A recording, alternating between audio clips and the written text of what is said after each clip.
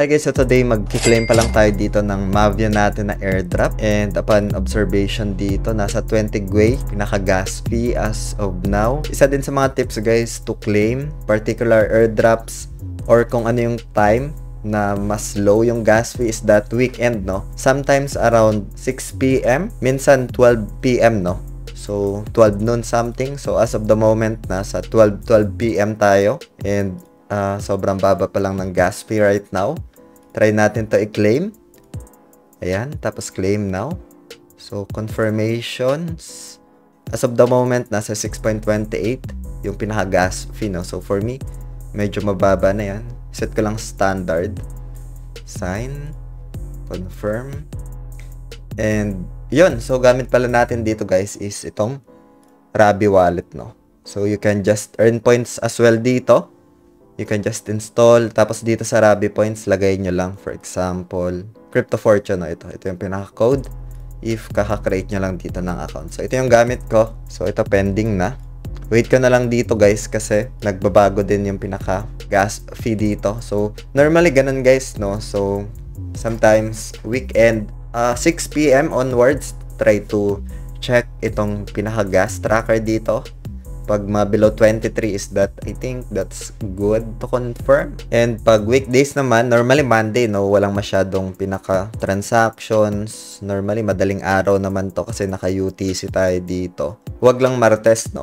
Tapos, Thursday, tas Friday kasi sobrang taas ng gas fees during that time. Yun, you can just check this out sa Etherscan, sa my gas tracker, no. So, na-claim na natin, guys, no. So, we just set yung pinaka-gas fee kanina doon sa standard and we just claim itong airdrop natin dito guys. Yun, hope you get some ideas dito guys sa tips, sa gas tracker, kung ano yung best time to claim, to swap, to bridge, no? So, okay guys, na-receive na natin dito yung pinaka-Mavia natin. Nag-reflect na dito sa ating pinaka-account.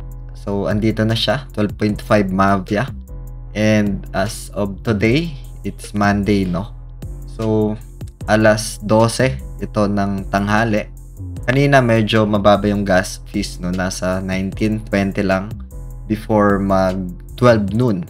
So kahapon gumastos tayo around 5 USDT sa pag-claim dito sa ating Mavia. So for now, since ita-transfer natin to, well, check kung magkano yung fees, no? Yung gas fees. Create lang kayo dito guys ng account. Ilalagay ko na lang yung official link ng platform na ginagamit natin sa description ng video na to para mapuntahan nyo. And meron na ding trading fee discounts, no? At para na rin makaiwas sa mga phishing links online dito guys, no? So meron din sa mobile app, you can use that. So sa mobile app, if you want to transfer your Mavia, nasa wallet tab lang naman yung deposit, no? Pero pag desktop yung gamit nyo, punta lang kayo dito sa pinaka-account nyo, tapos sa assets, and then funding account, no? And then dito sa taas, makikita natin yung deposit dito. Select lang natin yung deposit, tapos deposit crypto, and then select natin dito yung coin or crypto. So Mavia, ayan, ERC20. Under siya ng Ethereum. So acknowledge lang natin to.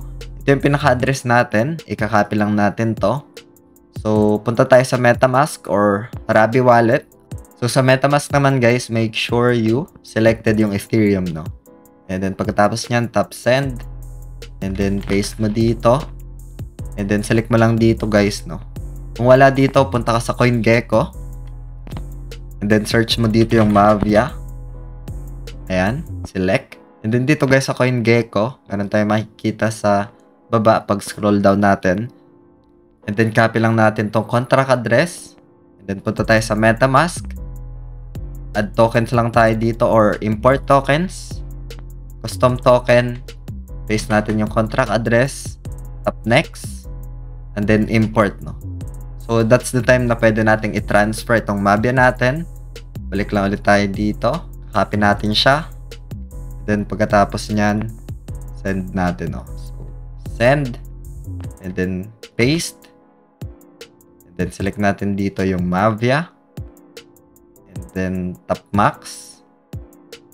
Next natin, check natin kung magkano yung pinaka-gas fee dito. So, yung gas fee is around $5 guys, no? So, total of more or less nasa 11 dollars or 11 USDT, no? Sa pag-claim is 5 USDT kahapon. More or less 5 USDT din today. So, just tap confirm. Ayan, so double check yung pinaka-address guys. No? Make sure na tama yan kasi irreversible yung transaction in crypto space. Pag mali yan, hindi na natin marirecover, no? So, make sure na tama yung pinaka-address. And then, pagkatapos nyan, tap confirm lang. And yun, sending na siya dito guys. Wait na lang natin na mag-reflect, no? So, meron tayong 12.5 Mavia dito. Dito naman siya magre-reflect under spot, no? Or I think under funding or spot. Makikita nyo naman yan sa pinaka-account nyo. And as per checking nga dito guys, nung airdrop is that kailangan ma-claim nyo yan, yung free na yan, 14 days after TGE. So, kailangan i-claim guys, no? Before mag-February 20, dapat na-claim na ito, no? Kasi if ever na hindi ma-claim, ibabalik nila sa kanilang treasury, no? And potentially, pwedeng magkaroon ulit ng another airdrop. They mentioned dito, yung season 2, no? Yun, abang-abang guys dito sa video natin.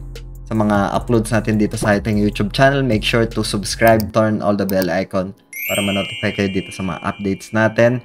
We'll give perspective dito kay Mavia in the next coming days. Kung meron kayong mga questions, ay feel free to ask lang dito guys. Maraming salamat ulit sa panunood.